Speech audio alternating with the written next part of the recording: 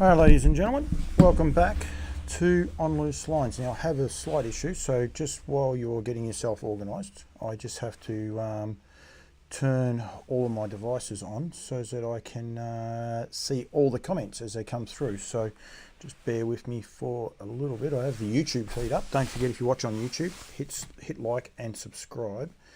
And I am actually going to make people aware of something. Just wait for this one to click over. I've already got someone watching on YouTube, so thank you very much for that. And we've got a handful of people watching on Facebook as well. That'll be fine. We'll change a hat in a minute or two. Actually, very unorganised. Don't have my Haras Trotteurs hat. That's okay. Anton Golino is going to join me very, very shortly, but we'll get him on the phone. But please get involved in the show. Obviously, Anton Golino is going to join me in a second. Luke Dunne a little bit later on, and you never know, I might even call up Daniel Hibbert if he's actually just watching the show. Daniel, be prepared for a phone call. Pretty special day for Daniel coming up on the weekend very, very shortly. So, yeah, he's got a bit going on. He's also calling Cobram at Shepparton today as well, so don't forget that. Also, Ballarat Harness are on tonight. I think there is 5 or 6 anyway fields of the Bathurst or the 1200 metre races. So there is 5. First 5 races are all over that. The first race has not been run or won yet either. So a couple of scratchings. I'll keep across those. Can't show you the races, but we will go from there. Scotty Purdon, good evening to you as well. Might start the show off. We'll just see. Hopefully Anton will just answer. I was hoping to give him a little bit of a heads up, but anyway, he'll know. He does know that I'm going to call him. Yep. Hopefully he's aware that I am actually live and good to go. He may be busy though, so yep.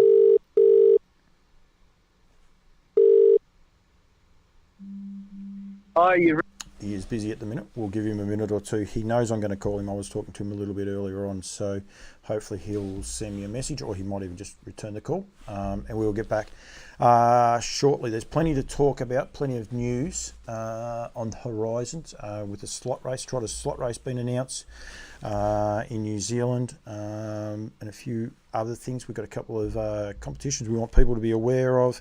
A few little things happening in New South Wales. Just a little side note for people that New South Wales got 3 meetings on Friday, and I find that great. And yeah, one of those ones, that's actually the Wagga Harness Racing Club hat that I do have on. Always half organised I am. I tell you, I didn't do one thing. But yeah, they've got 3 meetings on Friday, and I haven't seen that in a long time with anyone getting to that. So it's just get that being anyone. So they're racing at River Arena, Bathurst and Newcastle, Menangle on the Friday, and then they actually go to Canberra on the Sunday. So plenty of horses racing in New South Wales, that's for sure. They're racing at Bathurst tonight, Tamworth and Penrith tomorrow night. So yeah, which is exciting. But 3 races on the Friday into a big card of horses going around on the Saturday night as well. So, Anton, Paul Campbell, how are you, mate? Oh, hang on, mate. Hang on. Just got to try and get Anton coming through the machine. You there now, mate? Yeah. Can you hear me? Much better. Yes, I can. I could hear you, but it wasn't going through the machine for everyone else to hear. Firstly, mate, thank you. I appreciate you giving me a bit of time, because I got no doubt you're very busy. No, it's a pleasure, mate. We love what you do, so happy to help if we can. Just officially, we were going to do this. It's quite funny how things work out sometimes. I rang you to do it on the trotting show on Monday night, but you had trials at Bendigo, and it's becoming a busy time of year for you guys and for a lot of other people this time of year as well. So that part I appreciate, but it's sort of probably worked out a little bit better, because there was some pretty cool news today with the announcement of EL Titan is actually officially on our shores. Yeah, it's huge news, Paul. Fantastic. Yeah, he's arrived there at Luke and Belinda's Cobbity Equine there, and he's by all reports he's in great shape, and yeah, they say he looks fantastic. He's been in the Southern Hemisphere. He did his quarantine in New Zealand, and then fortunately lands from New Zealand, and he's allowed to go straight into Australia, which is really cool. But yeah, that's great to hear that he's arrived in great order. It's exciting because he's a horse he's not going to be a shuttle stallion. He's a stallion who's going to reside here in Australia, and he's here for the long term, isn't he? Yeah. No, that's right, Paul. Pat was lucky enough to be able to purchase the horse outright, and so he jumped at that opportunity. So yeah, the horse will stay here. So we don't have the worries, the headaches of shuttling him back and forth. It's a great boost for the farm, great boost for the industry, I think. Yep, and Muscle Hills, we know what Muscle Hills do here in Australia. They definitely seem to click. Always seems to be. It's funny, isn't it? There always seems to be a knock on the Muscle Hills, but when you actually stop and look at them, the job they're doing right across the board, he does an enormous job here in Australia. Yeah, I've been lucky enough to have obviously Dan's Craze. She was a Muscle Hill, and she was a great mare. And I think his statistics down here are fantastic, Paul. And obviously worldwide, he's probably been, if not the best, one of the best stallions probably the last 10 years at least. So he's a generational stallion. That horse, they don't come along too often like him, and it's probably him and Ready Cash been at the top of the tree there for the past good 10 years. So we're lucky enough to get a top son of his, and we're looking forward to it. Yep, and he's standing for $3,500, which is huge value. I was going to say, so I'm presuming, I won't even say that. I won't even get myself into trouble anything there in case I don't know the answer, and you might not know the answer. So we'll leave that one alone, and don't throw me a curveball. I'll get clarification on that. But he joins the rest of the roster, and the rest of the roster is here. To get more information, go to haras.trotteurs.com.au with the W's in front of it, of course. But we've got EL Titan, On a Street, Classic Connection, Used to Me, Always Ready, and On Solitaire, only in New Zealand for him. They're the chilled, and then the frozen options are across the road there. Especially with Equerry D, Back of the Neck, Crazy Wow, some of the new stallions as far as the frozen semen. It's pretty exciting for Haras Trotters, full stop, isn't it? Yeah, mate. I think by far it's the strongest roster of stallions we've had, and just across the board. There's basically we've tried to sort of cover all bases, I guess, and there's in a way, a stallion there for everyone. We have the Muscle Hill line horse in EL Titan. We have the Ready Cash line horses in the likes of Bold Eagle and FaceTime Bourbon, and then obviously we have a small amount of Walner there. Also, for that top end market, and then we have the Cantab Hall horse with On a Streak, and so we've sort of tried to cover all bases. We've obviously got a pretty big band of broodmares ourselves here at the farm, and we breed to sell now, and we want to give breeders and buyers options, I guess. Pat's a real big believer in having options. He's sort of hammered that into me for the last couple of years. You've got to have options, and that's what we're trying to do. No, and I think it's actually awesome, and the results are starting to be shown, right across the racing. Like I was looking at Friday night, it's a huge card of racing, but the way the trotters are growing and so quickly, not only here in Victoria, which they've been probably growing that way for a while. Our nearest neighbours as well, New Zealand, have always been very, very strong. But to see states now like Queensland and New South Wales, and the depth, they've got so many choice now for trotting stands as well there, like Luke and Belinda, and then we've got Darren Ray. He's got 3 trotting stands there. Also Volstead's there. There's plenty of choice now, which is so exciting. And then you go to to Queensland, and Classic Connection standing there, which is a super boost for the local community in Queensland, and also just a huge opportunity. Yeah, 100%. Like the breed is going ahead in leaps and bounds, Paul. You can see, as we just touched on the racing thing, horses are starting to sort of stand up and put their hand up on the international stage. Horses like Just Believe and Outer Baron Zeus. They're going over there now, and they're far from disgracing themselves. They're actually, very, very competitive. So it's, credit to guys like Pat and Duncan and other breeders. Obviously, they've had a dream, I guess, and they've pushed hard to make this happen. It's not an overnight thing, but it's a hard slog and a long process. But yeah, the breed now is we're not far behind anywhere else in the world, and having access to these stallions is great, and to see New South Wales, it's going gangbusters there at the moment. You see sometimes on a Tuesday they'll have 3 trot races, and then still have the strong trot race on the Saturday night, and yeah, it's fantastic. It's great for the industry, and Queensland. I was shocked when Pat said he wanted to put Classic up there.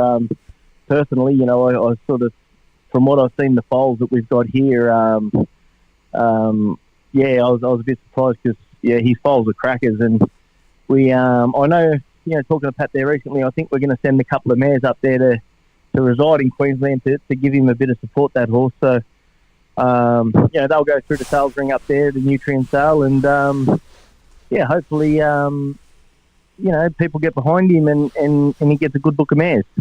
Darren Clayton generally follows me. I actually didn't have my Facebook page open. Hopefully Darren's there. The bonus scheme in Queensland is just outstanding. I think they get it's almost $12,000 they get if it is bred there. Like you say about sending the mares up there, it's going to be a huge opportunity for someone. Hopefully Darren or Brad Steele or someone from Queensland's actually up there at the minute watching, because I'll be able to tell me. But that's the thing about having a horse like him standing there. It's just a massive opportunity for people to be able to capitalise, if you like, on the bonuses, which a lot of people up there are doing right now.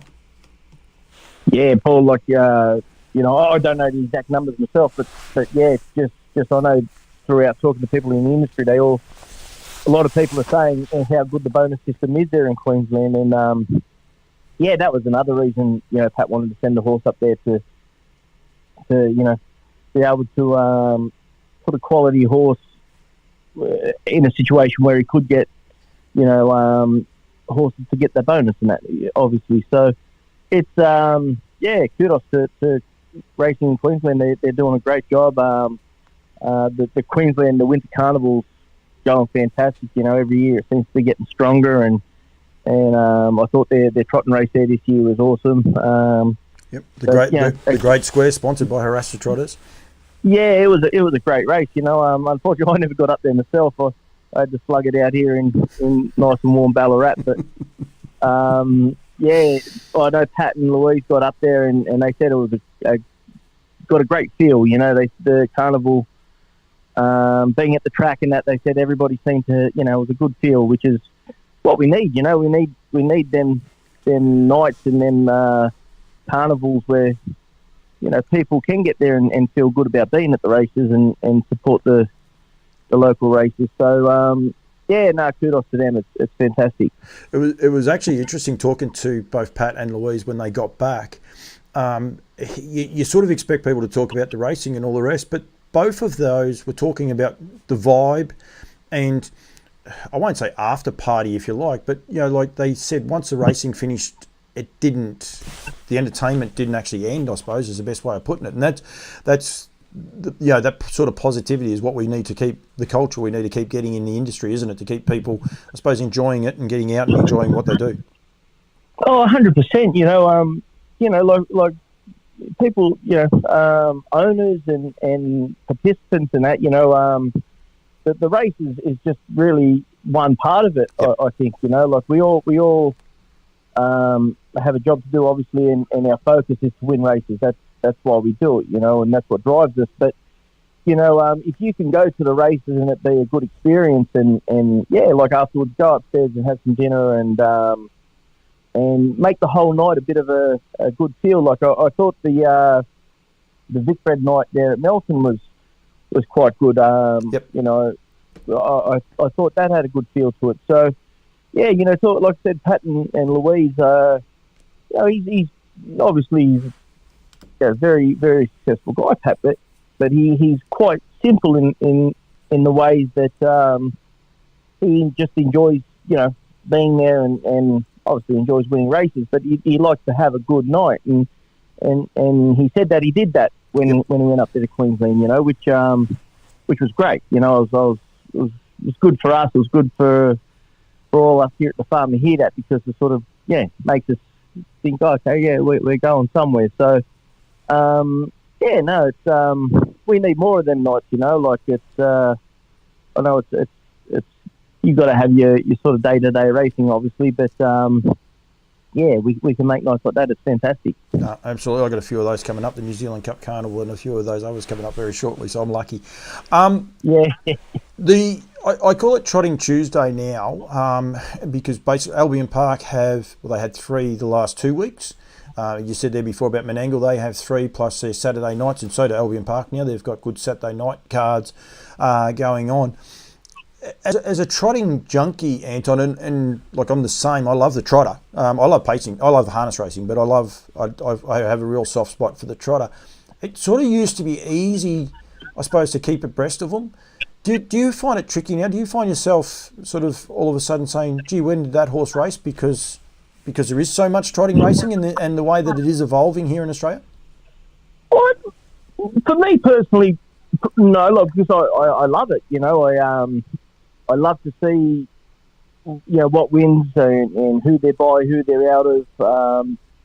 I'm always sort of looking. I'm probably not a great sleeper, Paul, so I spend a lot of time looking at stuff, of a night. But I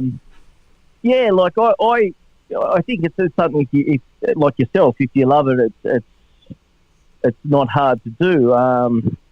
But it's it is a lot now to look at. Where before I would only, to be honest, I'd probably only look at the Victorian races and Menangle. Where now I'm looking at especially with our stallions. I really try and follow our stallions, and I find myself now I look everywhere. I look at Gloucester Park to see who wins the trot over there. Because there's a nice Love You mare over there, and there's a Use to Me that we bred that's over there now. And then I look at Globe Derby, because there's a couple of Quaker Jets there, and quite a nice Love You horse there also. So I look at New Zealand, obviously, because to see what's winning there, and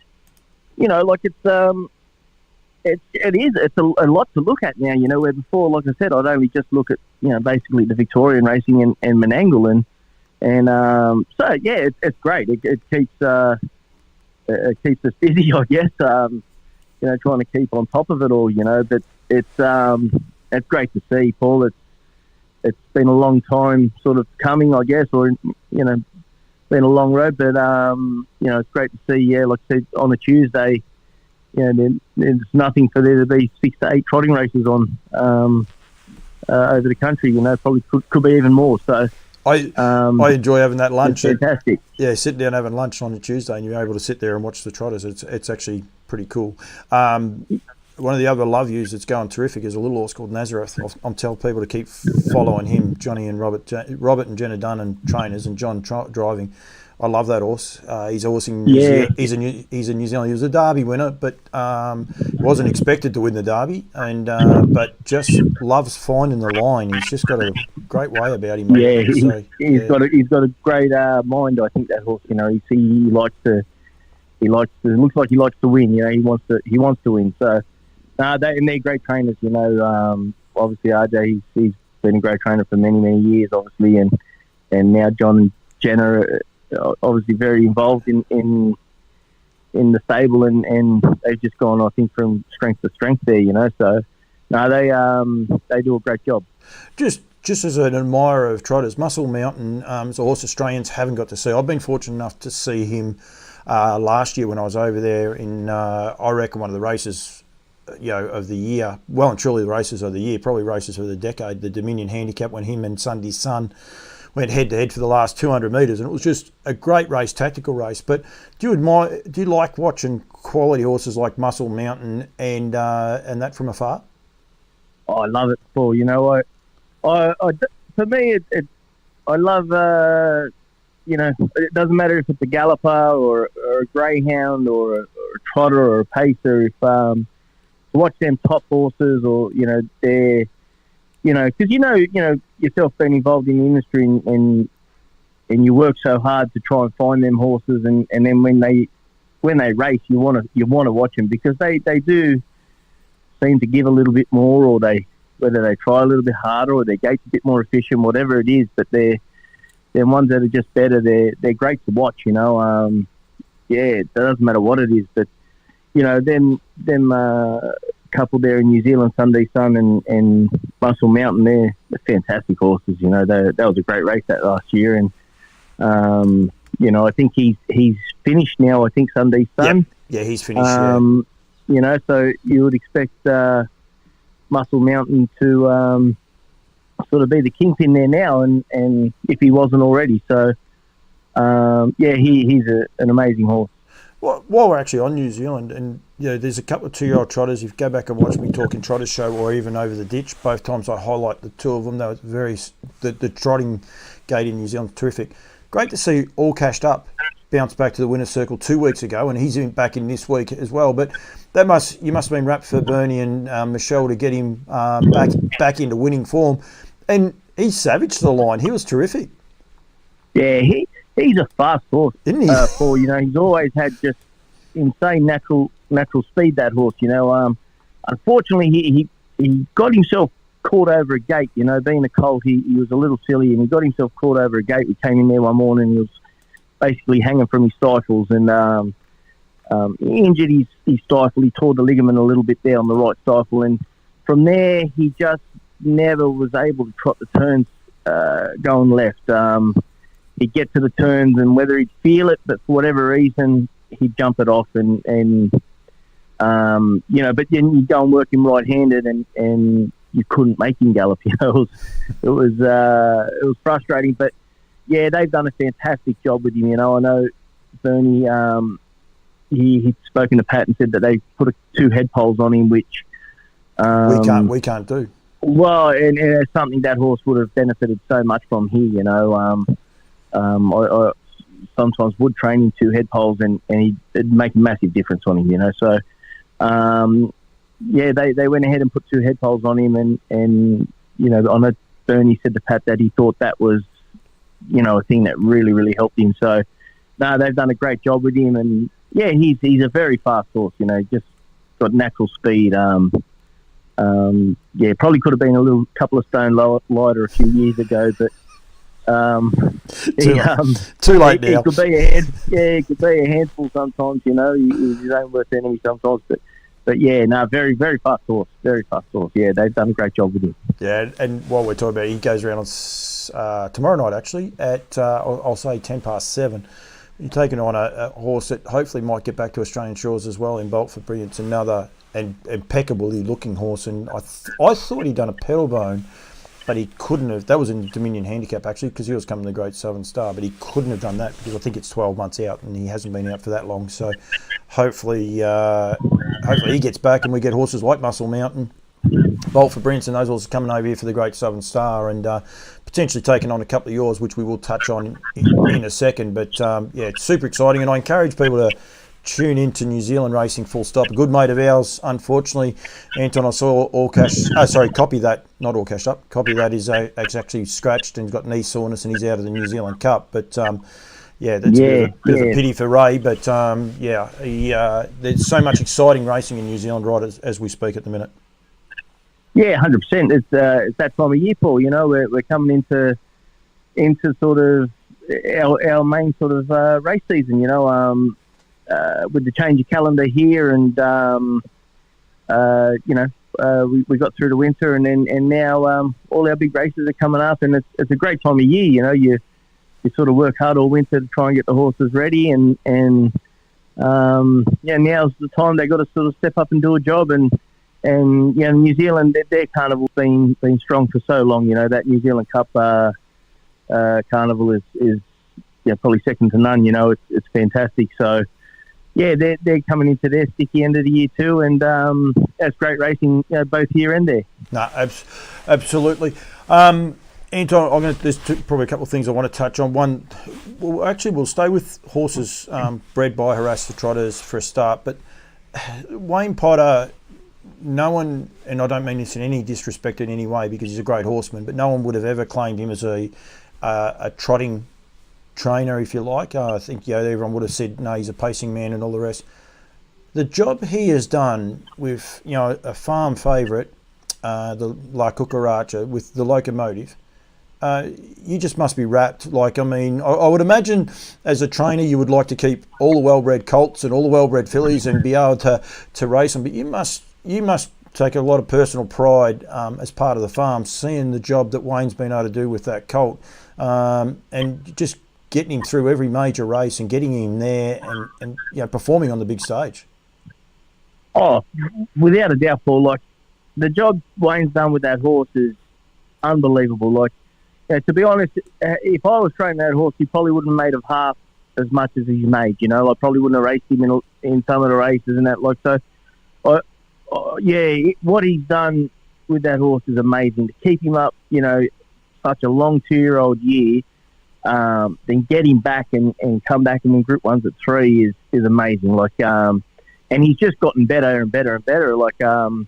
At the start of the season, there was a few people half knocking him and that, and he hasn't come back any good and this and that. But it's awesome to see that he has turned that around. His last couple of starts have been awesome, and it's good to see the horse back at his best. I know Wayne and his girls, they love the horse. You see him there at the races, and his daughters will be walking him around, and the horse always looks amazing. He's dead there to stand out in the race paddock, and they've done such a good job with that horse. And as a farm, it's so satisfying. We love to see him go and do a job. Because it's what we do. We breed them and sell them. We can't keep them all. I've got. The days of sort of trying to do that for me are long gone. I have no sort of problem with selling them. Yep. I understand it's a business, and we try and protect some fillies and stuff. And if the odd colt sort of falls into our lap, we take him or we keep him. But I'm realistic. I understand that we've got to sell. For the farm to work, and so you want to see him go to good trainers and do a good job, and that's exactly what he's done. Wayne's done a great job with that horse, and it was very satisfying watching him win the Vic Bred that horse this year. For me, it was because a few starts there, like I said, he was probably just a touch below his best, and he got beat a couple of times, but then the way he come out and just, he absolutely mauled him in the Vic Bred. And, I was really, really rapt to see that. That was awesome. He's drawn terrible this week, unfortunately, but that won't worry him, I don't think. I did notice that his main adversary is actually scratched, so I hope everything's okay with Prince of Rock, because I think he should have qualified. Yeah. No, I think he galloped there, Paul. No, he's not in because there is a consolation. He's not in that either. So I think there was only 6 runners and he's not in that. But anyway, that's okay. Rightio. I'm not going to go on to your runners because you stay in your lane. A bit like Mark O'Hare on the comments. Don't worry about this, Anton. I do know Harry. He's a guy that's actually a little bit too weak to get down on one knee and propose to Claire Bice, Dennis Bice's daughter. He should get down on one knee and do the right thing, but he's a bit weak on those things. But he's a Collingwood supporter and he's giving me a hard time, so I'm not even going to buy into that. But I just had to acknowledge him just as he's happy now and he'll go off and cook dinner like he should be doing. The George Gaff, I never ask. I pride myself in not asking people about tactics and racing and things like that. You've got a strong hand in on Friday night. I'm just going to touch on I'm Ready Jet. You must have been over the moon with her return to the racetrack the other night. I know you always want to win every race, but the way that race was run, you were never a chance. I mean, Mufasa Metro got to the front and walked, but geez, her close and sectionals were outstanding. Yeah, she's super. She's come back really good. She's had a good, smooth prep the whole way through. Like chalk and cheese fall compared to last year. Last year everything went wrong, and it was just basically a nightmare year. And she's still done a good job. She won a heat at the Southern Star, and I think she might run third in the final. And but like I said, just from basically her first trial onwards last season was a nightmare. And this time it's a different story. She's come back, fantastic. She's trained down good. Trials were good. We would have liked to have probably got one more trial in a little closer to a race. She's such a good doing horse. She's actually huge there at the moment. So she'll need a couple more forward, to be honest, to get to rock hard fitness. But she worked super the other day. I was happy with her the other day, and it's never ever easy at that level. They can all run. That's basically why they're there.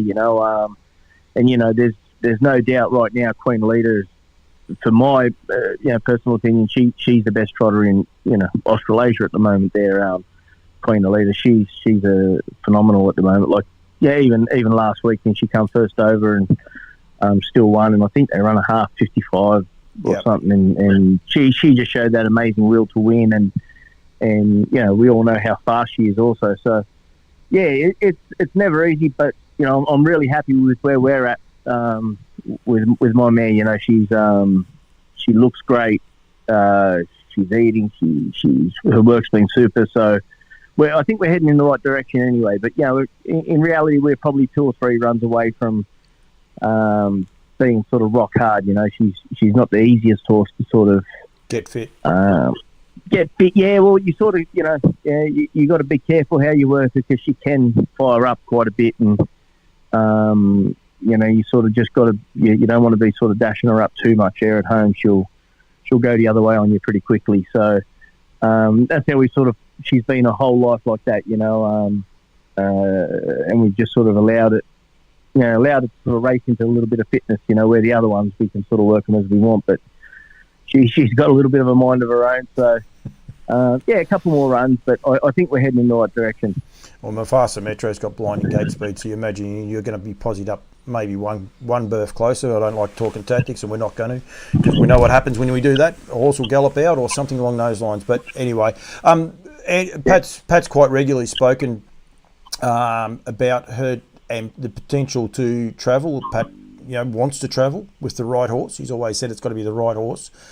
This filly could be that right horse, and he's left that up to you.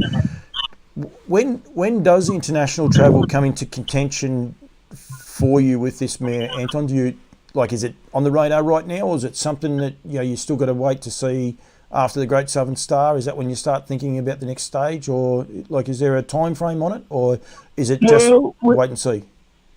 Well, to be honest, Paul, we basically were in not negotiations, but we're in the sort of process of trying to. We were hoping to go to the States for the Breeders' Crown this year, but we just the way that the flights turned out and everything, we just left it too late. You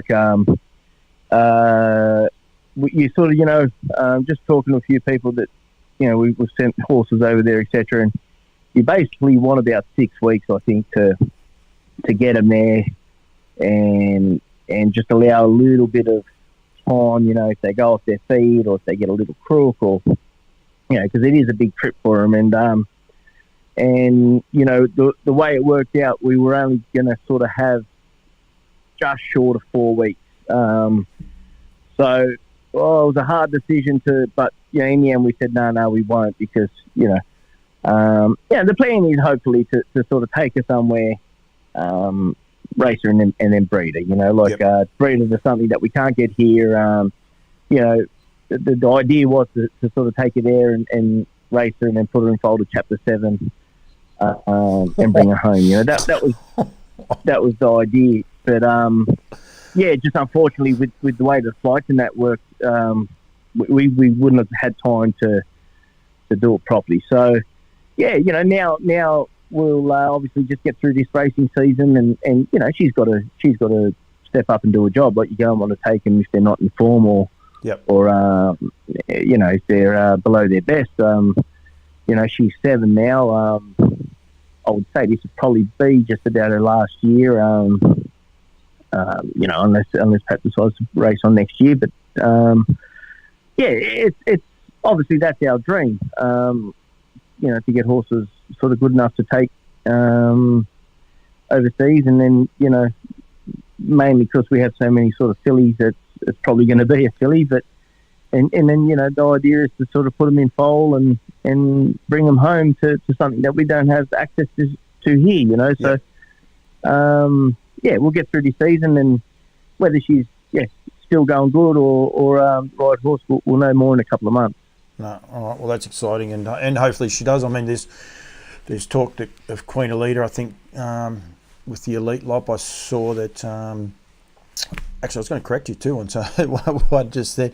Just Believe potentially going back to the Elite Lop as well. I saw that there's comments there from Greg Sugars that is a potential for them to head back as well. So it'd be nice to have an Aldebaran Zeus. Obviously he's over there, and as well with Noel Daly. So it's pretty cool for Australian racing to have potentially 4 horses worthy of travelling internationally. At a minimum, we don't know who else might come along. There's plenty of other trotters there as well. Yeah, 100%. The depth at the moment is fantastic. The open horses right now are obviously Queen Elidas, Just Believe, Aldebaran Zeus, the Mufasa Metro is a fast horse. On Ready Jet, it's a great crop of open horses there at the moment, and you've got some very good sort of 4-year-olds coming through.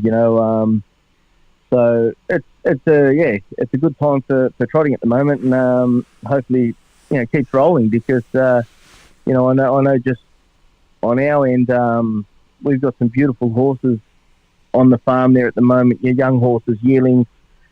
We've got horses like Bold Eagle out of Dance Craze, and we've got a Bold Eagle filly, sister to Cravats Dior, that are all going through the nutrient sale this year. And, so I think it sort of sets us up, the industry up a little bit for great racing for years to come, hopefully. I have 3 more questions for you, and then I promise I'll let you go. Orlando Vici, one of the horses we didn't mention before. The job he is doing, Olivici for Chris Lang, Just Believe for Greg and Jess, and then you've got a mare like Adele for Jack Butler now, but also for Dave and Claire McGowan. He flies under that radar, doesn't he? You don't hear a lot of people saying a job he's done. He must be an incredible stallion. I think his statistics are insane, Paul. I know at one time there was I think he had 20 foals for 18 winners or something. It was insane statistics there at one stage. He's an unbelievable stallion. They're probably not the most precocious horses. Typical French. He's very, very French, that horse, in his pedigree.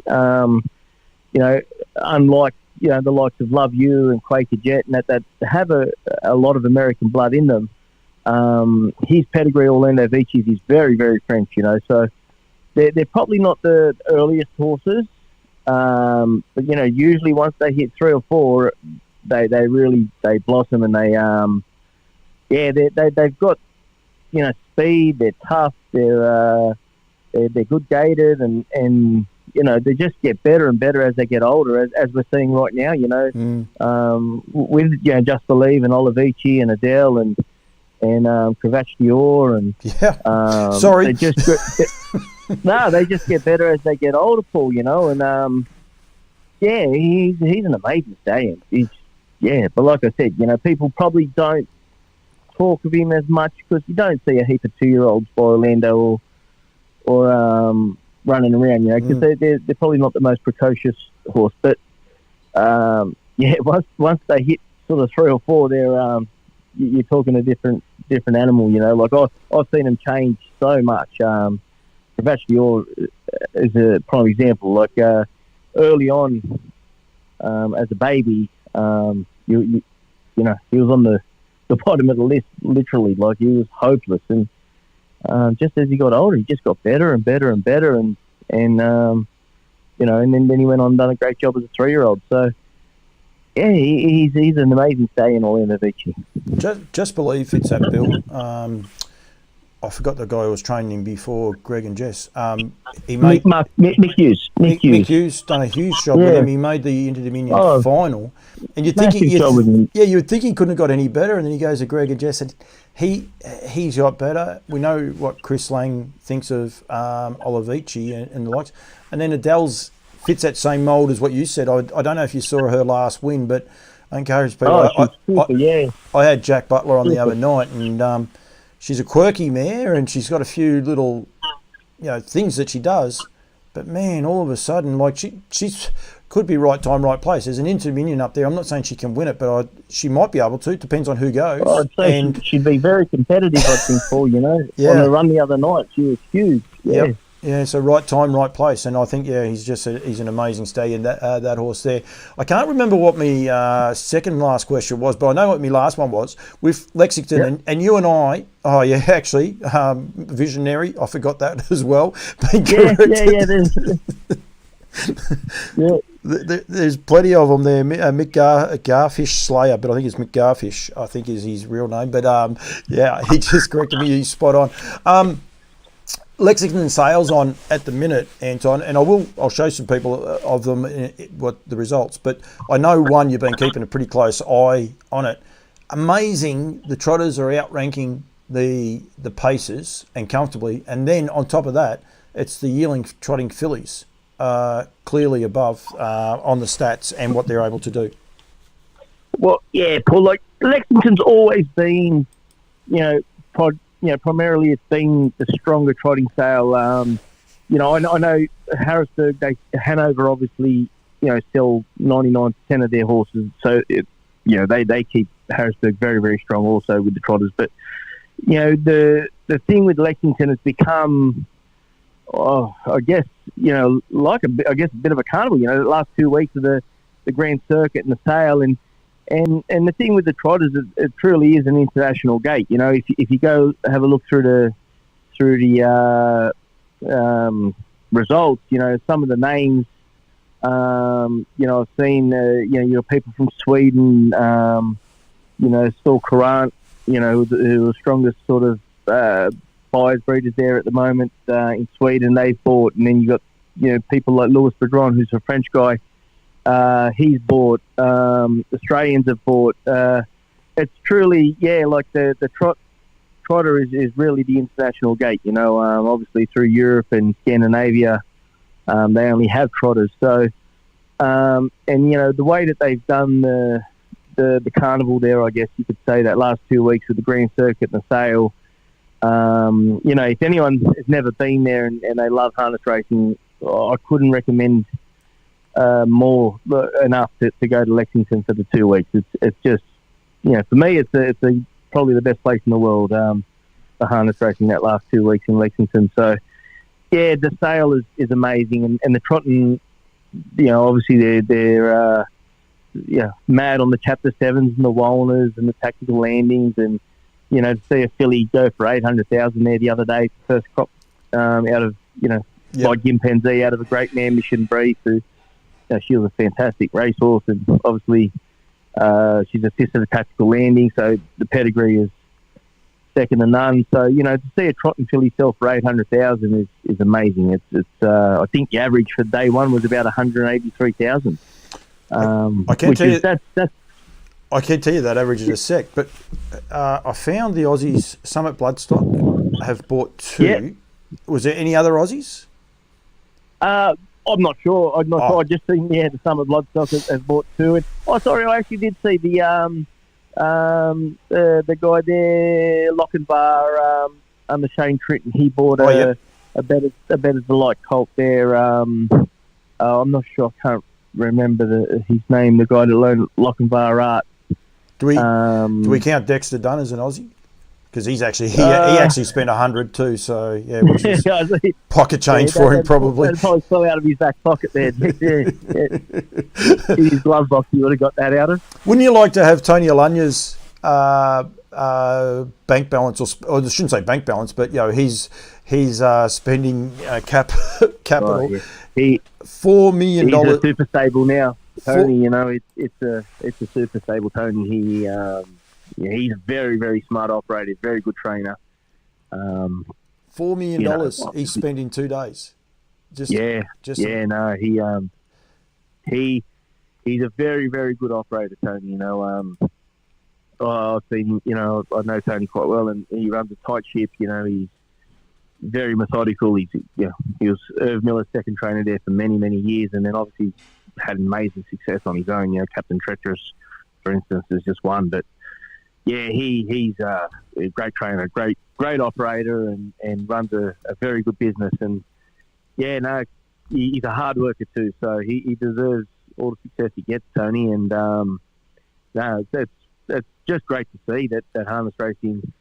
You know, look, that's basically thoroughbred money, really, isn't it? You know, when you're talking that sort of money, $800,000 for a trotting filly, it's amazing. Yeah, so really, really good to see. And I think they come back and paid $700,000 for a pacing filly there. The next lot. I've got them up there. And then the one after that was a treacherous at a Rainbow in the Dark, and then there was a Better's Delight for $500. And then a Chapter 7 for $475, a Chapter 7 for $460, a Muscle Hill for $450, and then the Road Prince, full brother to King of the North, was $350, $375. Sorry. So I think I worked out of the top 10, 5 trotters, 5 pacers, and I think it was 5 fillies, 5 colts. But then the next 10 after that was 8 to 2. And vast majority of those were fillies. It was just ridiculous, the change in the money. And like, I'm scrolling down there, I've got, I would hate to think how far down I am, but I'm still at $250,000. It is a different world for us, but it's what we need to aspire to in a way. Like, I'm just scrolling through, and anyone can get to these, and I'll go through a few of the other stats a bit later on, but it's just a brilliant sale. It's just so cool to watch and sort of look at, I suppose, Anton. Yeah, well, it's exciting. It gives us, I guess, it gives us a bit of hope that, you know, there's no reason why we can't get there. You know, we got a great product. You know, I think if we can get, you know, that side of things, I've got no idea on Paul. You know, I just basically I train the horses, but if we can get, you know, I don't know, the industry, I guess, exciting, or I don't know how to do it. I'd be the last person to ask, but you know, there's no reason why we've got the horses. You know, we've got access to basically all them stallions there now. You know, whether it be pacers or trotters. You know, guys like Pat and Duncan and others, they've imported mares from all over the world. That are as good as any of the top mares there, really, now, you know, on pedigree-wise anyway. So I think we've got the product, we're getting very close to having as equal product, you know, probably not the depth as there, you know, but our top ones, you know, you see last year Emilio Rosati put the filly at a real babe through the ring, you know, and you know, I think, you know, she passed in at 170,000. So it's, yeah, you know, like there's, you know, we sold a colt there a couple of years ago for 170. Basilica, and you know, there's been a couple since that have sold for 100. So we're you know, we're not at that silly money yet, but we're getting we're going forward, I think, anyway, with the trotters, and you know, and then it's fantastic, you know, and hopefully, you know, if we can get these few horses, go overseas and compete at that top level and be successful, you know, hopefully we can attract some international buyers. You know, like I know just here on the farm we've got a couple of horses here at the moment for some people from Italy that sent a mare down and wanted to board the mare here at the farm and breed it, and you know, hopefully they're looking forward to racing it as well, you know. And then the likes of you know, Jonathan Dubois still has Tribeca here, you know. So, you know, we're starting to get a little bit of international interest, and hopefully, a few of these better horses can go over there and do a good job, and I think it'll get a lot more interest. People come down and see that we are breeding good horses, and these horses can compete anywhere. So, I think we're heading in the right direction anyway. You say you don't know how to do it, Anton. You actually do, because you explain the industry. I know you don't like doing interviews. I thought, I might get 20 minutes out of you. Yet, because we're not talking tactics and betting turnover, I got no doubt you could talk to me and we start talking yearling sales and things like that. I think that's a part of our game that we miss, is understanding why we fall in love with it and why we do it. Like Mark O'Hare, a good mate of mine, he's watching this. Yeah, he's got small shares in horses. They just love it because, they just enjoy it. We haven't got a superstar or nothing along those lines, but there's a way you love it, and we've just got to explain to people, I suppose, how to love the industry. Yeah, that's right. Like it's, to me personally, Paul, I don't punt, so I don't have any interest in punting. It doesn't interest me. I just never. I've seen it go pear shaped, go the other way. So I grew up in an environment where I've seen it go the wrong way. So I was sort of always very conscious of not going down that path, I guess. I was just probably, if anything, more scared of it. I was just sort of seeing what it could do, sort of get to rock bottom. So I was always sort of scared me to go down that path, to be honest. But I've just always loved the horses and the racing. I love winning races. It's a great feeling. It doesn't matter if it's a maiden or a Group 1. It's you feel good about yourself when you get the job done, and it makes it easier to wake up the next day. And the team, I've got around me, it makes everyone feel better. And it's a great seeing Pat get a thrill out of winning a good race, and and the guys that I work with, they are all, I guess in a sense a bit like-minded. So yep. It's fantastic. That side of it, I really enjoy that side of it. Doing the horses and the breeding as well, Paul. I get a thrill out of the horses going on and doing a job, and when we sell them as yearlings, and I always ask people, sort of try and keep an eye on all the ones that we've sold, and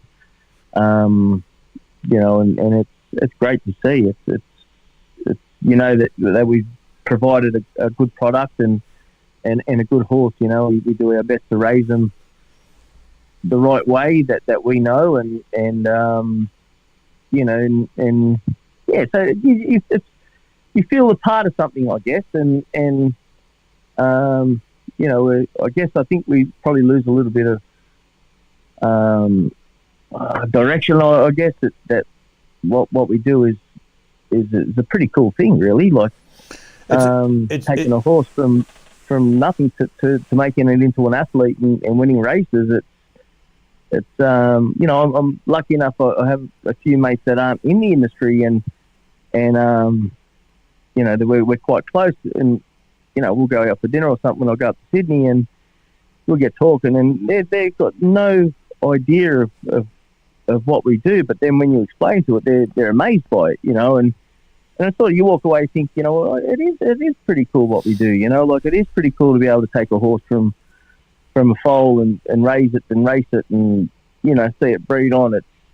It's a fantastic thing that we do. So it's not always easy. I couldn't agree more. It's a journey, and we forget about it. And Blanche Poole was there watching before. Mark Gurry, I know Mark, has horses, and it is a journey. It's not always a great journey. There's highs and lows, but it is when you stop and think about what you're able to achieve, and maybe that's a problem because it is a rat race. We go round and round in circles too much that people don't get the time to stop and think about it.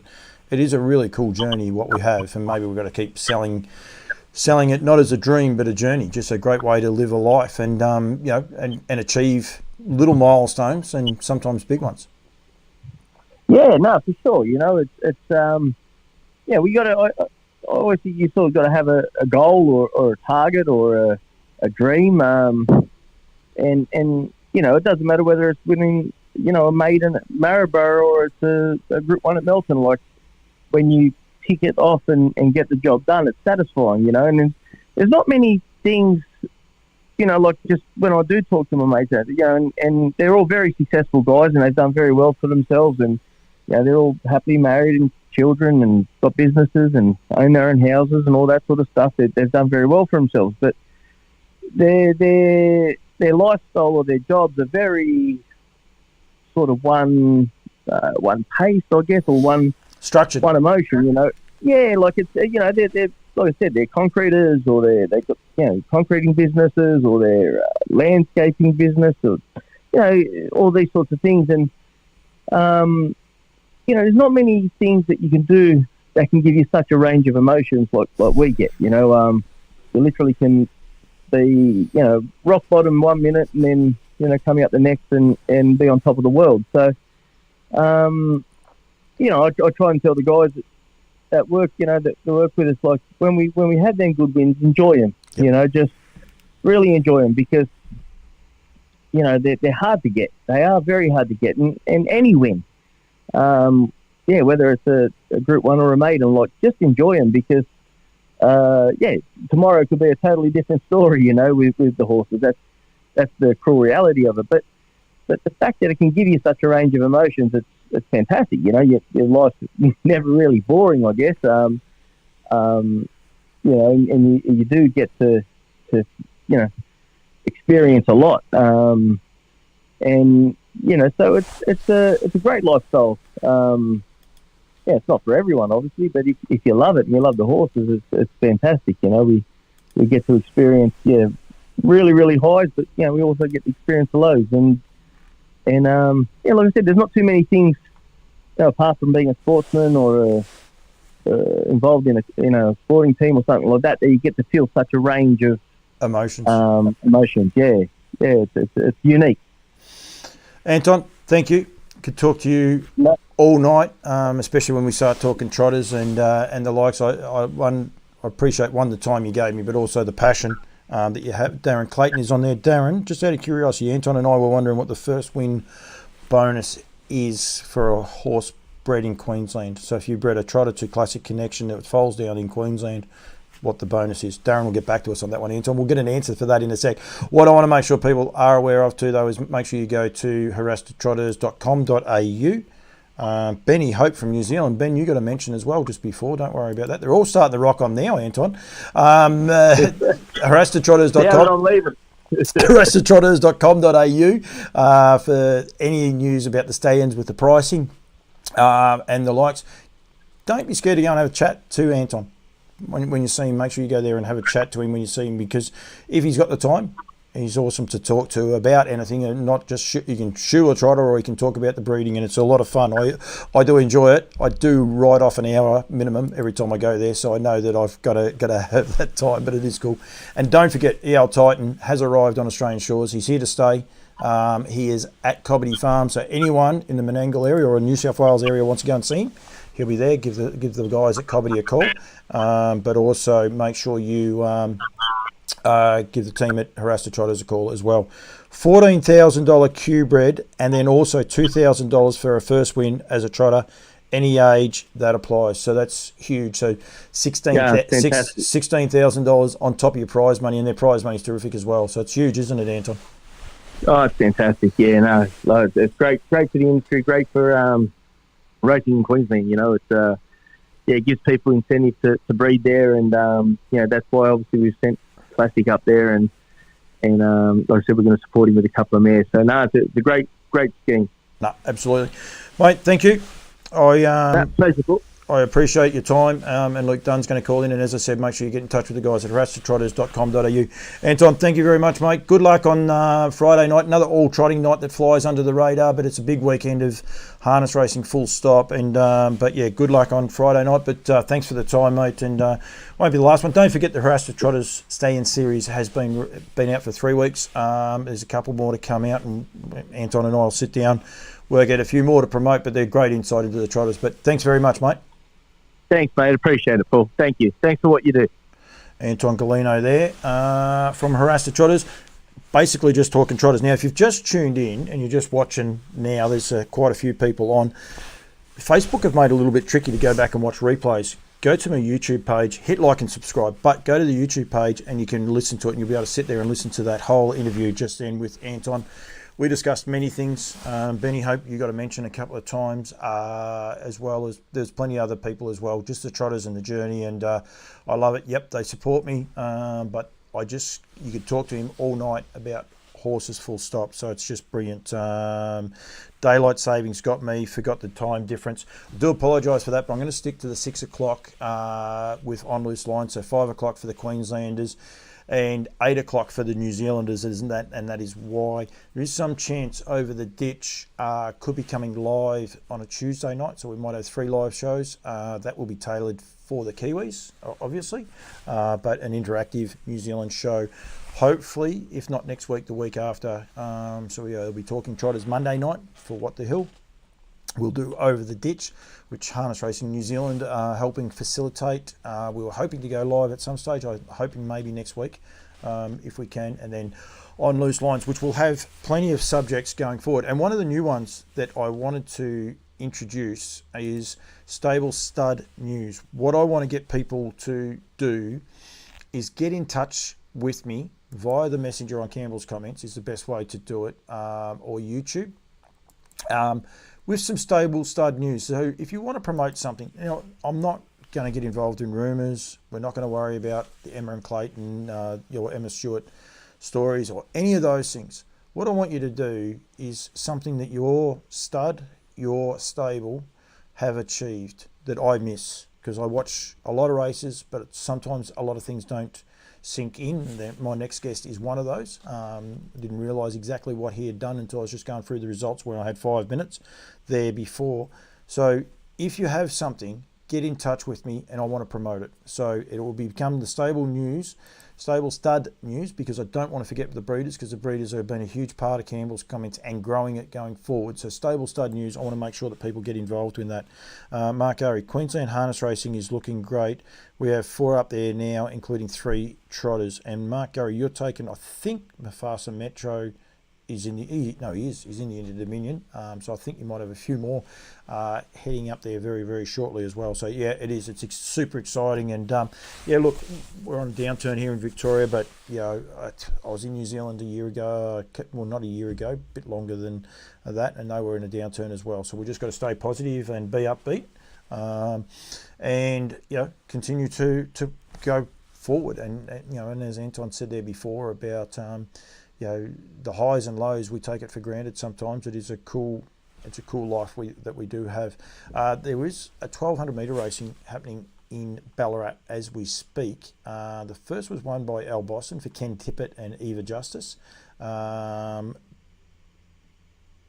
Pete, Anton's apologising for taking so long, and don't apologise, Anton, I actually appreciate it. Jillaby JC, that's a problem. When he's talking about passion, you don't realise how long it is. Annalise Scott and Duffy Hollow third. Retired out of the event, was a $1.18 favourite. Not a good start for the favourites in the first of those 1200 metre sprints. But then they did have, we'll go to here, I've got to get my webcam going in a minute, but they did have a Trotters sprint over the 1200 metre racing, and Rastamon for Tina Ridis. Congratulations, Tina. Leilani Justice runs second with Chinsky, so the Justice girls are being very prominent there, and Barlanine in third. So a bit of daylight between a few of those. So I'm wondering whether Alex Hurley's and Graham Whittle's horses may have galloped. I don't actually no, the next race is over. But yeah, I don't have the results in just yet, but we will continue to try and get those. Rightio, young man, got to get him on the phone now in young Luke Dunne. Just got to try, this is his phone number here. I think we should be all good to go. Hopefully we can get him. Lukey? Hello. Hello, we got you, Luke? Hello. Yeah. Very, very good. Of course, I got Luke Dunne on the phone. I've just got to get got to change Anton's picture and get Lukey up there into the screen. But firstly, mate, welcome back to Campbell's Comments. Well, welcome to Campbell's Comments officially for the first time. Yep. No, thank you. Yeah, first time. I want to congratulate you firstly on a very, very good night at Mildura last Friday night. Firstly, a treble. Have you driven a treble before, Luke? I was lucky enough to have one before, yes. Mildura as well. Yep. It was a little bit more of a low-lying treble, you could say. Still a massive achievement for me, but yeah. Is that the most you've driven in a day? I might be in trouble here if I don't say that. Have you driven more? No, I have driven 11 up there before. Not 11. Not 11 winners. 11. No. The more I've drove, the better the worse I've gone normally. Well, that happens. It happens to a lot of people. Yeah, I guess it has something to do with the quality over quantity, but yeah, that doesn't really work for me. So, and you talk about good nights and good nights to do it. Of course, Saturday night was for a lot of people might be wondering why generally Friday night was Kilmore Cup night, and then because of the grand final here in Victoria, they don't race in Metro on a Saturday night. It just never worked. It was always one of those meetings that never happened. So Mildura hosted 12 races. The feature of the night was the Collie and Tyranny Northern Region Championships final, and you actually won it. I was going to say you're lucky enough to win it. You weren't lucky enough. You put the horse in the right spot, got the chockies with Better Star for Joe Costa. Firstly, congratulations. It's a great race to win, mate. Time-honoured race. Yeah, no, well, that's my biggest career win to date. Funny enough, my first treble was my next biggest win, which is a $15,000 race. But it was just a standard 70 to 105 or something up there. So yeah, firstly pick up the drive in the last heat of the series to qualify, and then be lucky enough to strike a decent enough draw and then win the race. And it probably worked out a little bit too good for us. They went fairly hard up front. They were rolling along, so the favourites that made mistakes couldn't get into it. And they tried to, and they just done too much work, which made my decision easier to just put him in the race. It's quite funny here. So I've put the video on, and this is a replay probably about the last 600 metres here. But my mate Menko went to the front. He sort of stopped. You got rocking and rolling and looking like you were getting onto a knee. It sort of looked like a little bit of carnage. But then once you got past those horses, which is tricky to do at Mildura, he was sort of, I won't say he was never in doubt, because Heathby and Bruce did close pretty hard, but it didn't look like anyone was going to get over the top of you. Yeah, it was sort of funny. When I pulled out, he failed $1 million, and then sort of levelled up down the back, and he just really come off the bit, started putting in a few rough ones and hitting everywhere, and as he does. And that our mate Nenko hit the front round the turn, and we ended up heading him, and as soon as he headed one, he picked up the bit again. No matter what I did or asked, he wasn't doing it, and then he headed one, and yeah, that was him. Yeah, no, it's a good win, and it's as I said, it is a time-honoured race, the Northern Region Championship. It's pretty tough for people that may be from New Zealand or Queensland, Victoria, who aren't aware of it. You actually have to compete in heats at. It's run between Oyen, Swan Hill and Mildura. It has been for as long as I can remember, and effectively, basically, whoever hosts it, the other two run the heats, and it goes from there. And it's done on point scores. It's one of the last point-scoring series that we have here in Victoria, and I love the fact that they still keep that concept up, and brings up opportunities. Like you said there, you were lucky enough to pick up the drive at Oyen. How did that come about? Yeah, well, Joey just gave me a ring. after the fields had come out, and he said, it wasn't a claim or anything. He said, if you'd like to drive the horse, the offer's there. I wasn't in the race. So I picked up the drive. And yeah, I think mainly because Mick drove him in the first heat, Mick Bellman, and they have the option to travel there or not. And 9 times out of 10, they don't need the opportunity like that. And he's lost my game, sort of thing, in the end. But yep. Yeah. I don't know. He just give me the bell, and that was it.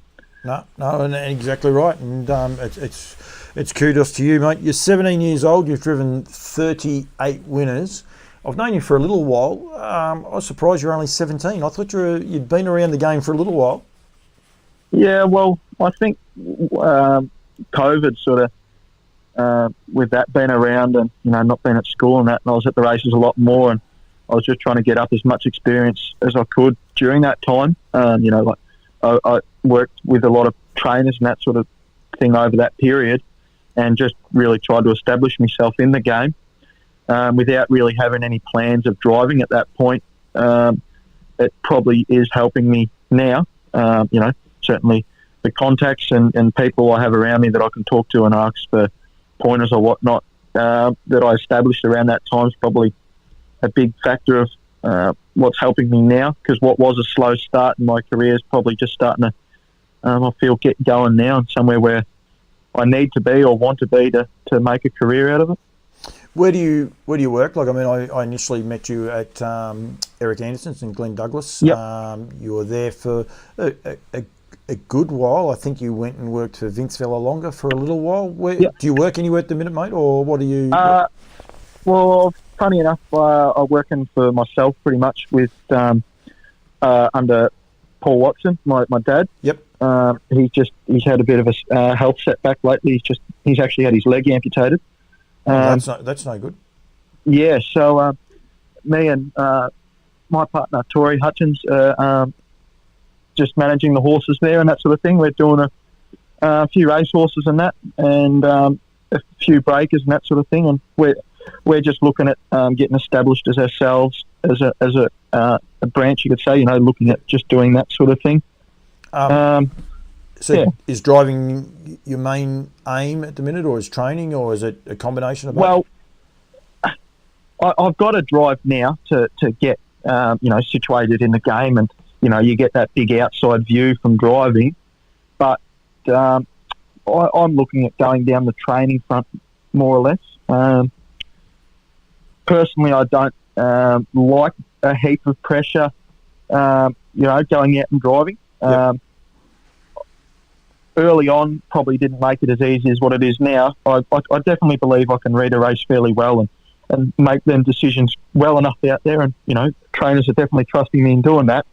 But just personally, myself, I rather set a horse to go out and achieve than me going out and achieving myself. I just get a bit more of a buzz out of, probably knowing there's more hard work on my end going out and seeing that horse go around than what there is me just jumping on and putting the polish on as such. Yep. So I just get a bit more of a kick out of seeing that sort of thing than personally driving. But if I'm, going to get in a situation where I can be definitely financially stable and make a good gig out of it, I'm definitely not going to knock back the opportunities. And at the moment, I'm just trying to make the best of both worlds. It was a little bit remiss of me, mate. I'm going to go back a little bit, and I actually wanted to talk to you mainly about your driving and that. But Dad's health, is it okay? I mean, it's never okay when you have a leg amputated, but I gather it's a health reason. Yeah, well, it was a bit of a funny scenario how it came about. He's not diabetic or anything, as most people would first think when you say you're just getting a limb amputated at nearly 7 years old for no record reason.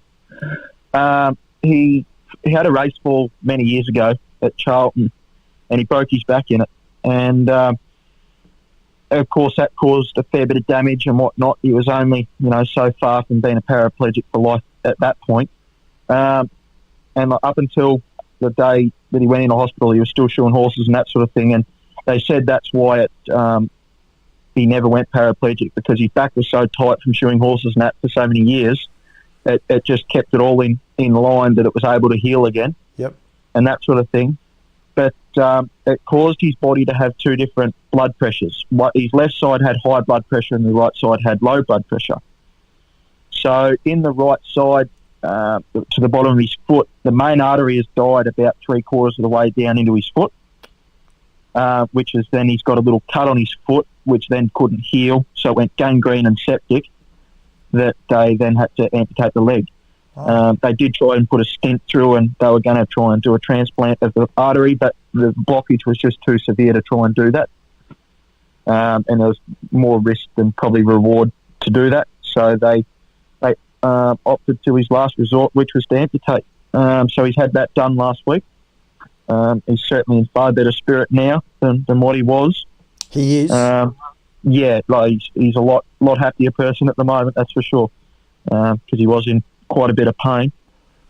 But yeah, so they're only monitoring his heart at the moment. Of course, it's trying to adjust to not having that extra room to pump through, you could say. Yep. So they're just monitoring that sort of things. But he's out of ICU and that sort of thing, and on the right track doing his rehab and physio and that sort of thing.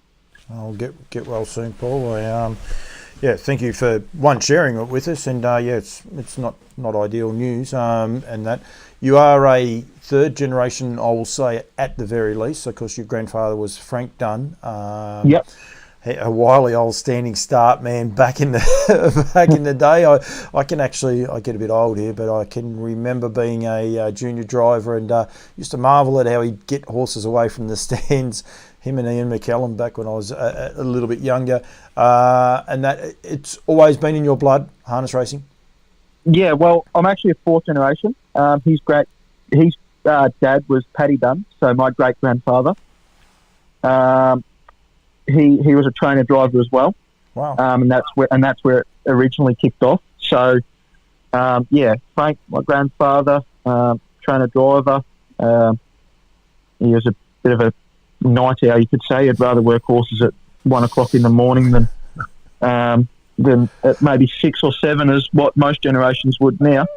But don't know how he done it. But anyway, we always called him a night owl. Loved his carrots. He always tried to feed me carrots, says makes your eyes good. But yeah, things like that.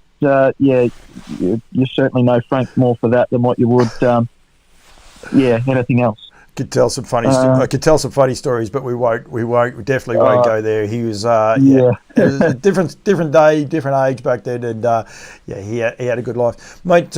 Just not quickly, but Mildura, the opportunities it offers junior drivers, yourself and Michelle Phillips both getting 3 winners at Mildura. You don't get a lot of goes down here, down south, if you like. It's one. Mildura is so important for harness racing Victoria, full stop.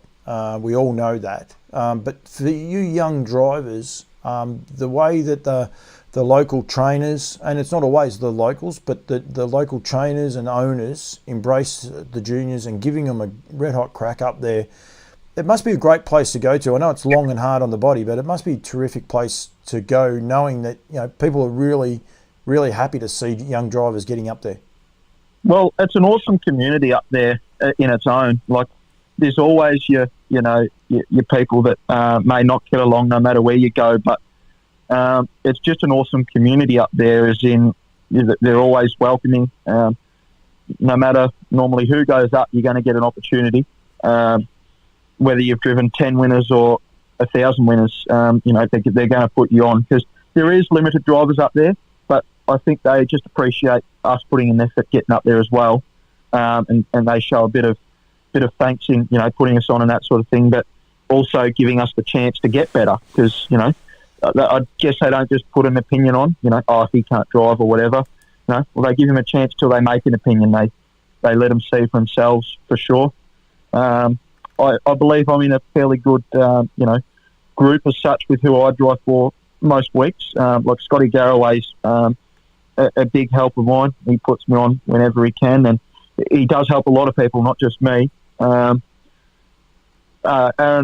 Code's a good mate of mine, and Wayne drives all his horses, but whenever he can, I'm normally second pick and that sort of thing. And I'm in a sort of lot of loops at the moment that are probably on the second loop, but still getting a good quantity and at the moment good quality of drive as well. You got 8 drives. You got 8 drives at Mildura Friday, I think it is. Am I right? Friday? Yeah. Yep. 7 and 1's an emergency. Yep. Okay. Yep. But that's what I mean. Like it's terrific because what you have the other night, you had 60 overnight. Yeah. So in the space of 2 weeks, there's 14 drives.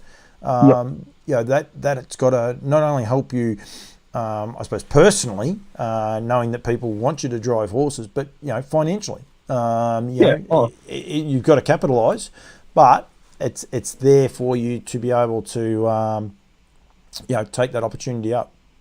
Yep.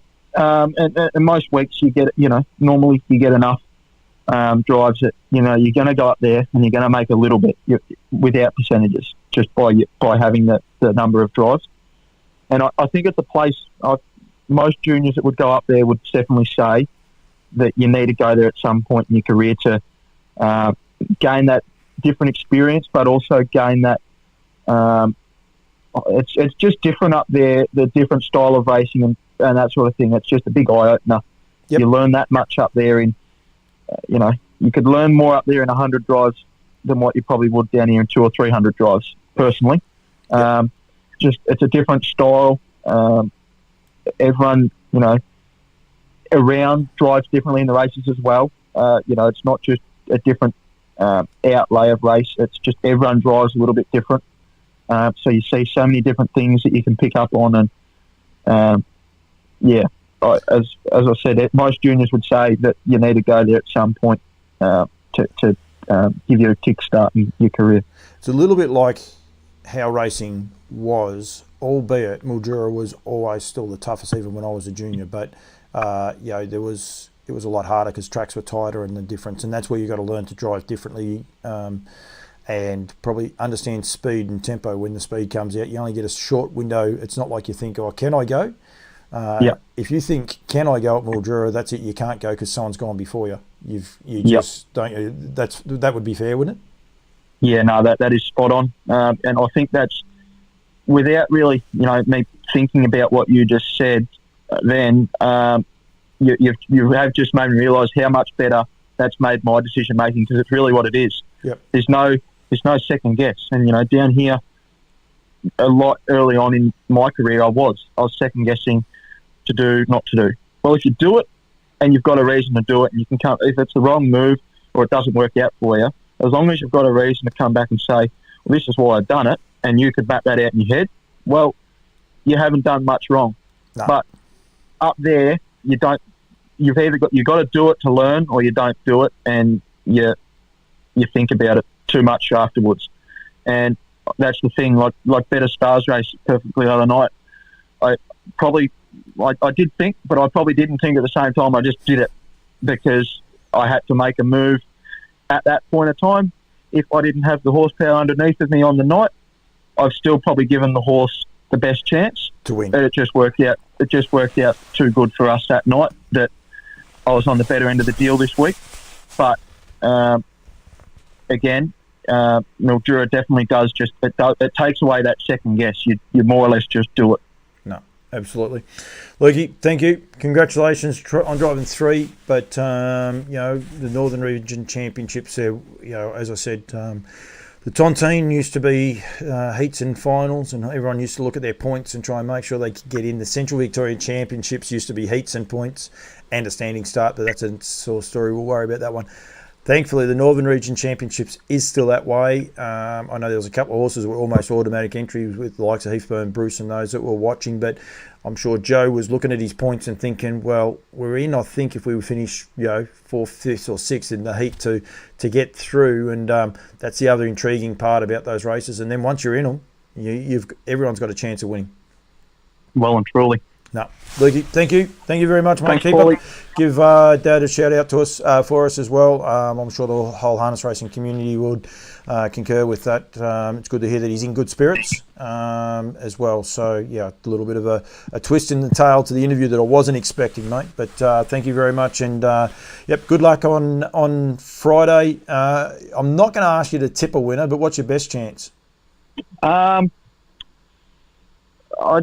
at the moment, without really looking in a lot of detail, I'd probably say Spring Delight. Just looking, it's a fairly easier class of race to what he's been racing in. It's just a draw.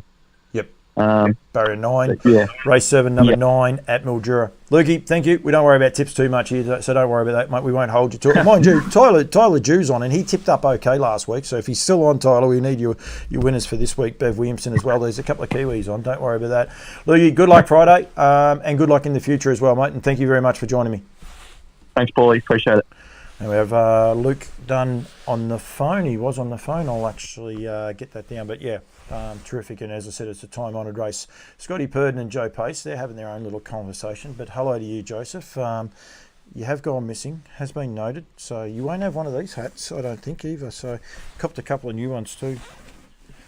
They're not actually, well, they sort of are. Stay and Rail and Waratah. Went to the Elmore Field Days, looking at fencing. You get hats. And a whole world of hurt, but that's okay. That's a story for another day. Rightio, got a few things to get through still, and as I said, get in touch with me with some stable news, things that you want to get out there and promote. Please get in touch with me, and we will get on the front foot with that. Follow the Foal is back. Harnessbreedersvictoria.org, so hbv.org.au. Have got the Follow the Foal contest again. Goes right through to April 26th. So it has only just opened and will be open for a long time to go. No, you don't get any of these. I've actually got a Diamond Creek one coming. I can't wait for that one. I will rub your nose in that, Joe, when I see it when it comes out. But yeah, so it's open till April 26th next year. But make sure you can get them in. The terms and conditions are there, but effectively it is one submission per horse, not per person. So if you have 10 foals, you can put photos of all 10, but it is only of one of those horses. You can't put multiples in. And then there's going to be a couple of unique ways. I think they're going to do it. They've changed it up a little bit this year. There's going to be a couple of guest selectors, if you like, that are going to select the best pictures. I did see the T's and C's. I think you get to a final 6. But anyway, it doesn't matter. Go to hbv.org.au and you'll be able to get in touch with that. My friends in New Zealand have got their new logo out. I don't know if I put that up last week or not, but they have got green. Actually, Joe, more hats coming too. There's a great selection of those. Right, prostate cancer is over and done. You can go to thelongrun.org.au. You can still donate. There's no problems there at all. So just go to thelongrun.org.au to give. Victoria and the Long Trot raised $18,000. Well done to all the ambassadors that got involved in that going forward. Kate Gaff, Toby McKinnon, Michael Howard, Cody Winnell, and Nathan Carr. Nathan done a great job as well, all raising money, plus the ambassadors in David Aiken, Anthony Butt, and Greg Sugars, all raising money for those things. Georgia Lovell, got to thank you again. Your help with the Weenley sale allowed us to buy a Ripper. She's doing really well. Okay, Georgia, need more information. Wondering which horse that is. But anyway, that's okay. I'll take thank yous any day of the week because that was the NZB Weenling. So I don't have anything on NZB. I do know that they are doing cataloguing at the minute there, but also I can say too with Nutrien with their race series back on April 13. Now, funny, I spoke to Gemma and I've got Gemma's phone number there before, and we just said about a couple of things. It is 27 weeks to the race series, and that means 27 weeks to the last of the sales as well. So we want people to get in touch with Gemma to organise their finance and get everything in order. You can do it now. She'll set you up. You won't get right across the line, but you'll get everything else, that it'll be a simple phone call or a click and you'll be set up. So get in touch with Gemma on 0447 356 549. I do have me Nutrien. I'm not going to change hats. I'm very comfortable. I wore this one to the Elmore Field Days today, so I'm just going to leave it on there and go from there. So make sure you get in touch with Gemma at that, and keep an eye out on the Nutrien website for the catalogue. hopefully not too long it'll be online with all pedigrees, a couple of finalisations and things like that going forward. So yeah, it's going to be very, very good going forward. Right, done that. Okay, the trotting. Oh, that's what I had to talk to Anton about, and I forgot what it was. But the slot series announcement in New Zealand, which is going to be super exciting for the Trotters, $1 million trot race in April. They are hopefully going to get some nice horses going over to that and coming for that. Majestic Mountain, Muscle Mountain, sorry, Bolt for Brilliance. We even spoke to Anton there about, little horse's name has just left me. Anyway, there's a couple of horses there. I'm Ready Jet may be aiming for it as well. There's talk of Queen Alida thinking about it. Just Believe, I see they've already said that potentially could be going back over to Europe, which would be super exciting. So plenty going on there in the trotting world, but it is very, very cool to see that. I'm not sure that person's name. There's not a hope I can say that, but hello to Constantin, I think is how you say it. But anyway, the rest of it's very different. Greg Streeter, Ashley Hobson, and everyone else. But yeah, please get involved if you do have that. Of course, I said there before, Copy that is out of all races. He's out with knee soreness. Benny Orban, hello to you, Benny. You're going round. Ben's going round on Friday night, I reckon, at Mildura. At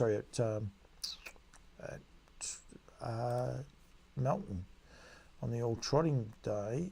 I think I saw that he ran second the other day in one of these races. Oh no, that was at Geelong, so no, he didn't, but his little filly ran second at Geelong, so I thought it was in the Need for Speed. But good finals they are. Glamour Stride draw 2, Rockin' with Attitude drawn 3. There's a little bit interesting. High Energy, of course. Focus, Stacey Towers. Not sure what Stacey's done, but she's drawn the car park. Good contributor as well. And as I said there before, the Locomotive drawing 10 really opens that race up as well. My personal jet can't get a lot of luck in his draws. Grumpy gets a chance as well there. Back, he's a nice little horse, Grumpy. Go through and have a look at his record as well. No, I couldn't see Benny's filly in there, so but should be going around somewhere. So hello to you, Benjamin. If you are watching this, you want to go back and watch Anton's interview, watch it on YouTube. I'm telling you, it's a lot easier. Hit subscribe and like as well. You can go forward, backwards, and the rest. And Facebook have made it a little bit tricky to be able to watch those. Anton got plenty of money to go to buy 2 spots, one for Anton and one for me. Good luck to you, Joseph. Are you going to? No, you're not entered in the Into the Million, so you're not going to the Into the Million. I would have seen that if I had have saw that there as well. Rightio. So Vic Cup is hotting up, and I did speak. There's a few comments, around the build-up, if you like, to the Victorian Cup. Really interesting little race. I got Darren Clayton is there. He's probably listening in the background, but just got to find what race it is. There it is. There it is at 7:26. Let me change that. We'll click over to this screen here. I'm actually going to do something so we can hear some ruffling. Just ignore it. But race number 4 is the Legend Don Ross Open Pace, and you can see there Leap to Fame, Tim's a Trooper. There's another horse there in Hot and Treacherous. We talk about Victoria Cups and Intrigue. Spoke to Jack Butler the other day, and he is thinking, well, there's a plane ticket booked for the weekend to get Hot and Treacherous down here as well to the Victoria Cup.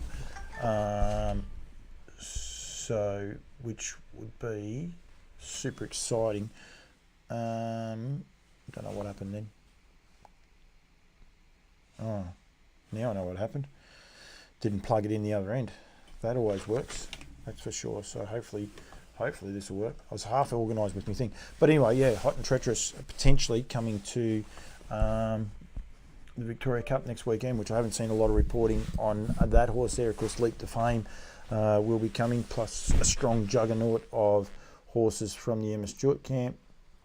I think Ladies in Red won't be far away, but Better Eclipse, of course, won the Kilmore Cup the other night, so well done to those guys as well. Well, before we get talking about too many of the other races, I can do that in a minute. But yeah, there's some good little races coming up. Said there before about Adele as well. She takes on a good field in the Classic Connection Haras Trotteurs Queensland Trotting Cup, $14,000 race. But yeah, she'll keep going forward. Zealous Stride winner last week, also nominated for the Inter-Dominion. Sugar and Spice, I reckon's in there as well. As quite a few of those horses will be in there. A few will be hoping to get qualified or get enough points. Mickey Gadsden, Ben Pell, hello to you guys as well. But yeah, there's plenty of intrigue. Don't forget, if you want to get involved, please just send a comment in and get involved that way. But yeah, from next week, I'll need anything people want promoted beforehand. If you can put the comment into the comments section on this feed, and yep, I'm more than happy to do it. One thing I did want to highlight, so it was the Kilmore Cup was last Friday night. On the same night, so Cup Eve at Gloucester Park, Mick Stanley took out race number 1 with Soho Seraphine, comprehensive winner there. By 10 metres, flown under the radar a little bit, but she went absolutely enormous. And what we'll do, I'll do it this way. She is racing this Friday night in the Oaks. Now, she hasn't drawn far. Paul, the Ross family are legends of Queensland harness racing, been the red coats for many years. They're the clerks of the course. They are outstanding. That video that I cut up, Darren, off some of the footage, I think it's had 16,000 views. People just keep watching it. They just keep going back and watching it too. So they do an awesome job. Darren, are they continuing on? We'll wait and see. I think they're finishing up, but I'm not sure on that, so I won't clarify that. But yeah, the West Australian Oaks this Friday night, 8:05. So that is, I've got to work this all out. I think it is 10:05 our time. But the WA Oaks, and you can see Soho Seraphine there, and is drawn 2 on the second row. She'll start pretty short. She's $1.90 there. August Moon is the second favourite, or Zephyra, off the front line. But good luck to Mickey Stanley. Small team of horses, doing an awesome job with those horses going forward. I should have actually gone back. I'll tell you, there was a very, very impressive one. We'll do it this way too, because it will make more sense to people. Sorry, but I'm just clicking around on that. But you can see me now, because I didn't have that up before. So I don't like doing this when people say, oh, is he there or isn't he there? September 29, and back at Gloucester Park with one of the bigger races for the night, the Golden Slipper. There it is there. Vegas Strip by American Ideal took out the chockies for the Bonds. And Denny Roberts beating Brought to Light and the Light Master, but was in a very, very entertaining race, and amazing the job that some of these 2-year-olds now are amassing. Vegas Strike by American Ideal, who stands at Woodlands. Don't worry, I don't miss me sponsors. There's no problems there. 6 starts, 3 wins, $110,000 now in stakes. Enormous stake money, so well done to those guys. Ray Tat is watching. Tracy Commodore, hello to you guys. Ben Stud will get involved, I'm sure, in the stud news. Just little updates, all I'm after. Just a new little segment that I'm trying to get up and going while anyone's there. Just news of babies, anything along those lines. Half brothers, sisters, things along that. Quick little tidbits about studs, horses heading somewhere, and all the rest. Unless something has changed, they are finishing up this year. Not sure of a date. Yeah, that's sad, because I think they've been there for a long, long time. Their Majestic Lavros is a very fast trotter based in Queensland, entered for the Inter-Dominion, one to watch. He is $14 to win, very fast, broken 56 seconds in his last couple. Is he in that field on Saturday night? I'll know before you do, Mark. I'll go here and have a look. No, he's not in that field just yet, but yeah, there'll be a few horses to start following and watching leading into it. It's going to be very, very exciting New Zealand Cup going forward. Now, again, with my sponsors, and my sponsors, I did say I'd beat you, Mark. Sponsors hat, and that I'm not that I have me hat. I've got to find it. Oh, it's just there. Actually, while I am still live, she won't come anywhere near the picture, but she'll do the right thing by her dad, is my daughter. But the Woodlands Derby is on this weekend, and we'll actually change that one over. So heats of the Victorian Derby, 2 heats of the Victorian Derby are on for Woodlands. Proud sponsors of this have been for a few years. Louis Louis, of course, by Sweet Lou. I probably could go through a few of those, but I'll get into trouble. Petrarca would probably start very short price favourite in that race. Taylor Yule, so she's driving in, well, potentially heats to get into a Group 1, so good luck to you, Taylor. Adrian Pace, closely related to Joseph, maybe a bit better than Joseph, but that's all right. He gets a drive as well on Leyden, so some nice little stories there as well. And then the second of the heats, the Lost Storm has drawn the 1, so he'll be very hard to beat. Captain's Knock, Oliver Dan, this is a good race. Deuce Coupe, Bulletproof Kid, Captain Hammerhead, the Real Sherlock, that's a very strong heat there. Perfect Class, drawing the second line. Doug's Platter as well, so that's a ripping race. 2 heats of the Woodland Stud Victorian Derby, and that will go into a final. That'll be a terrific final there. Joe Pace, of course, Twisting By is in there as well. James Herbertson gets a drive on that one. So be nice. Well, I shouldn't say be nice, but be funny if Adrian beats Dad, whether he leaves the door open when he gets home. Probably not. Of course, the Smoking Up Sprint, a few of those horses will be vying for Victoria Cup berths as well going forward. I've got no doubt about that. And then they have the Pride's Easy Feed Victorian Oaks heats with good nominations there all the way through, and then also the second of those. So 8 races on the card. Vic Oates and Vic heats going forward. Sweet Bella. Bruce Edwards unfortunately didn't win the Kilmore Cup the other night, but he did run 2nd, 3rd and 4th, which probably not an ideal little stat for him, but it's a pretty amazing little stat all the same. Just going to have a quick look here. I did notice that Dean Braun's got a few horses going to New South Wales in one of these races coming up there. Mac Da Vinci, that is. Alta Orlando. Pete said, so where you been, Bob and Zeus Bromac? Possibly the main race on the card there. Oh no, the Mares race, that's right. It is 2 here, and we've got the return of Braveview Kelly for the Kiwis. BK Squire and Arden's Delight. Jack Trainer trains the 3 of them. All lovely. He's actually got 4 mares in.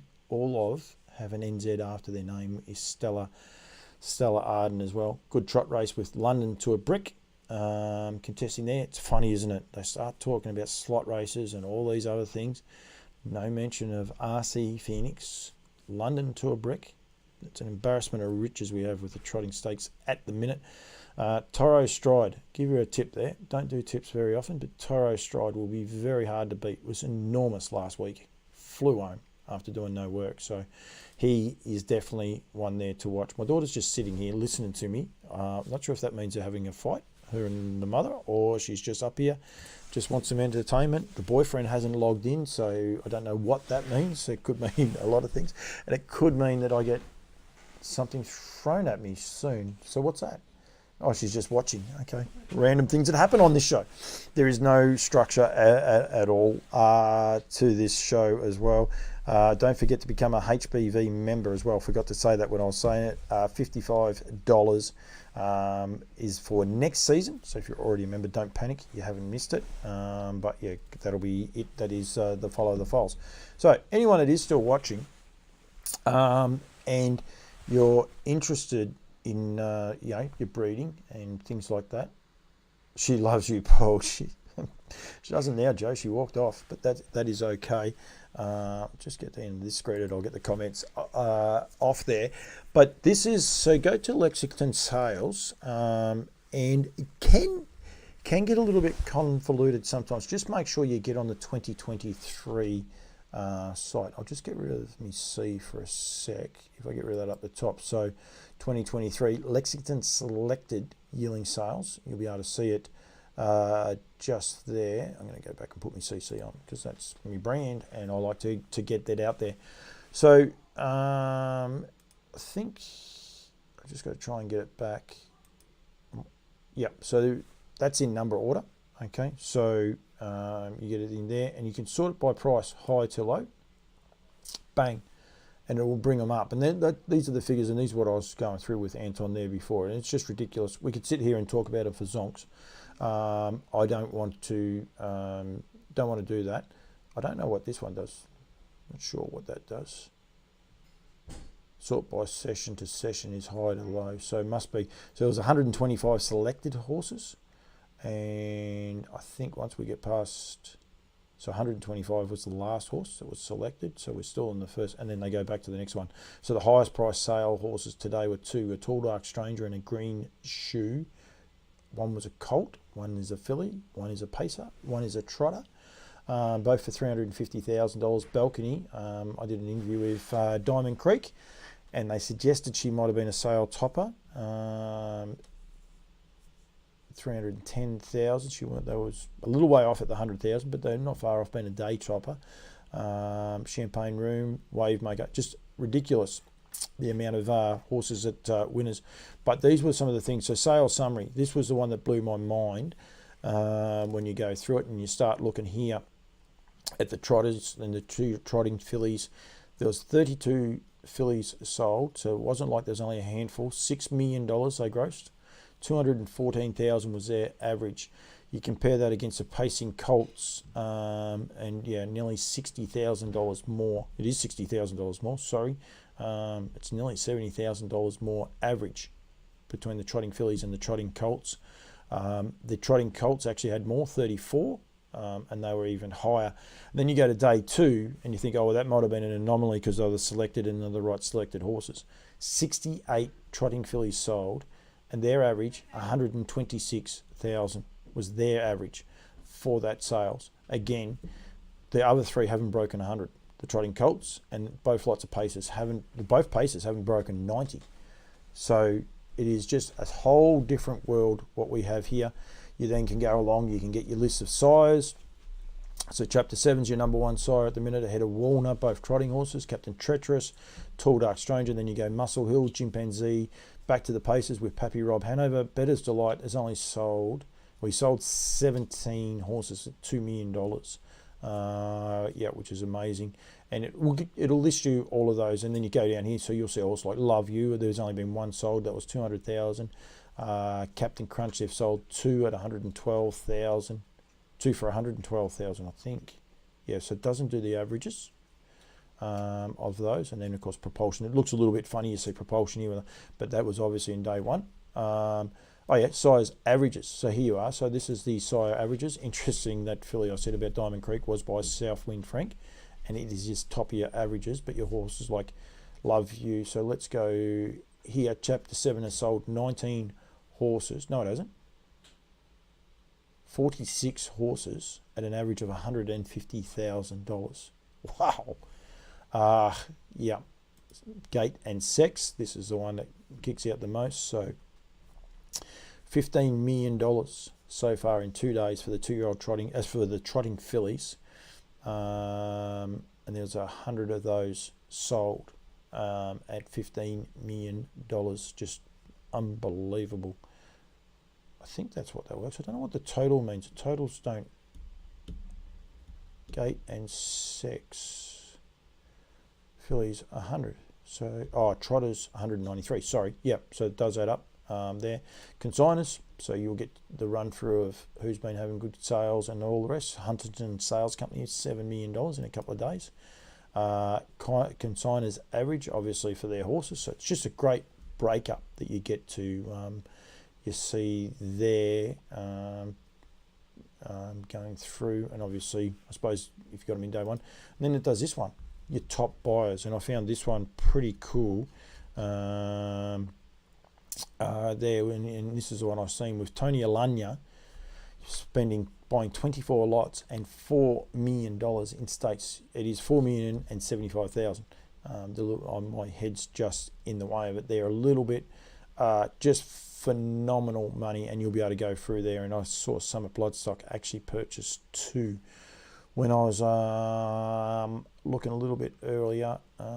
There's one on day 1 there for 85,000, and I think they bought one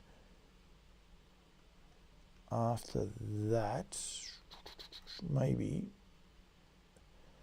That's the one for 85,000. I didn't think it was too far away. I actually saw it there. Anyway, it's not jumping out at me, but they definitely have bought 2. I've probably scrolled past it, but yeah, well done for the guys for getting involved. I'm tipping to be a very cool frill. So yeah, so make sure you go to LexingtonSelected.com if that interests you. I just think it's something really, really cool. You'll be able to watch it, and because of all the racing hotting up over there very shortly, of course, Saturday with the guys with Diamond Creek. I was fortunate enough to interview Adam Bowden just the other day, and Confederate, Compulsion, and I forgot the other, Cannibal. Cannibal's, of course, the best one. No, Confederate is the best one, but Cannibal is awesome. And yeah, Compulsion. There's some brilliant horses who've already won the Little Brown Jug so far this season as well, so they're having a huge run. Prize money is equal for Pacers and Trotters. Mark, I think it actually is better for the Trotters. Someone told me the other day, now there's been one, but I think there was $4 million races in North America up until just recently. There may be 6 now. The Little Brown Jug went to $1 million for the first time ever this year. So there's definitely 5. I've got a feeling there might be 6. But of those 4, 3 of those were trotting races. So the Mohawk Millions is either one of those ones that's in it. The Hambletonian, the Meadowlands Pace, I think, was the pacing division. Someone will correct me.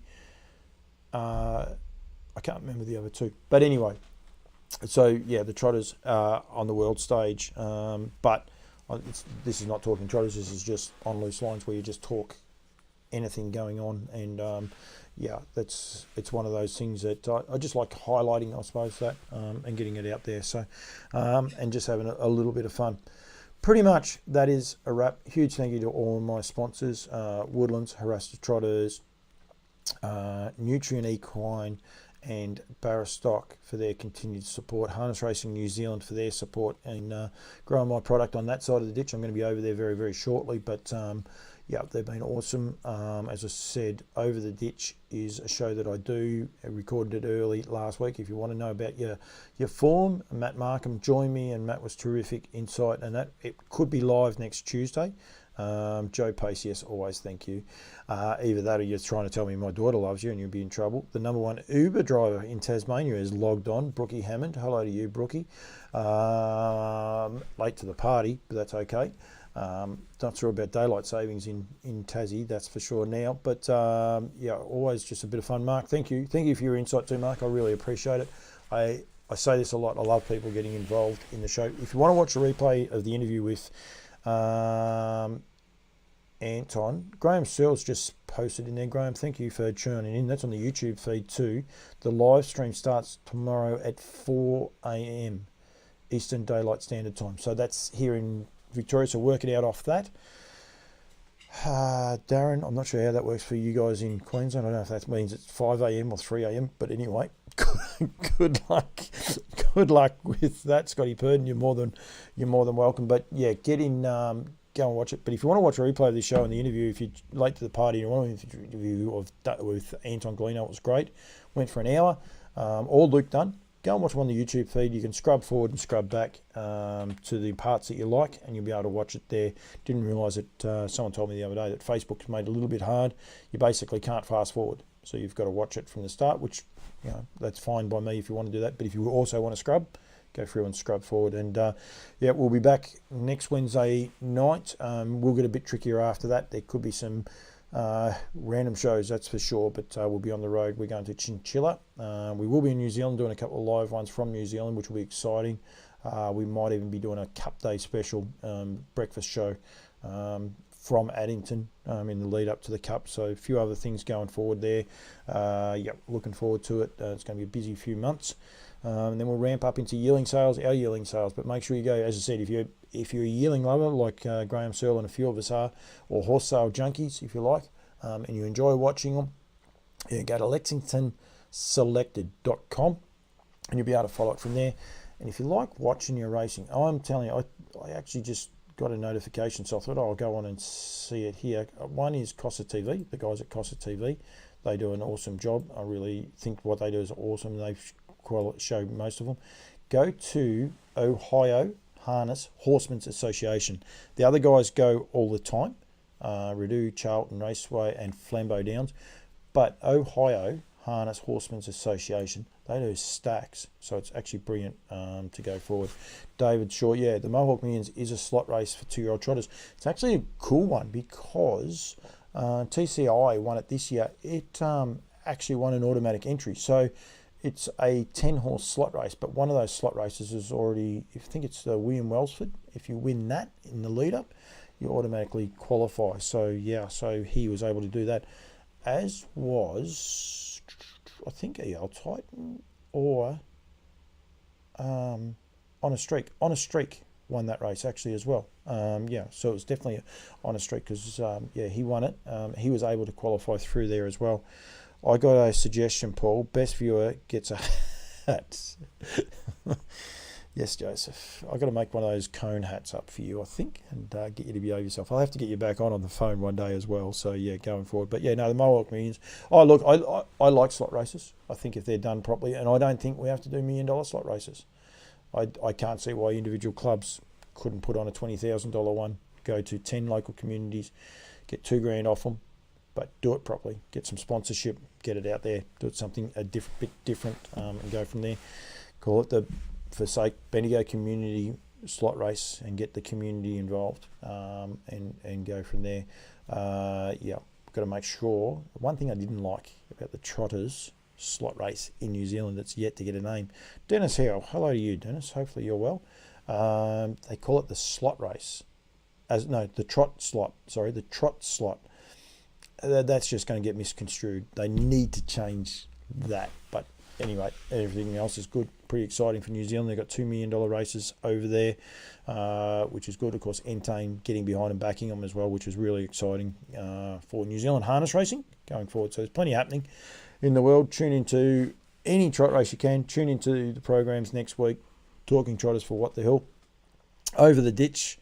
For no one except for Harness Racing New Zealand at the minute, but who knows how that'll end up with Matt Markham, and it could be live. If it is, could be 4 o'clock, 5 o'clock next Tuesday for the New Zealand audience going forward.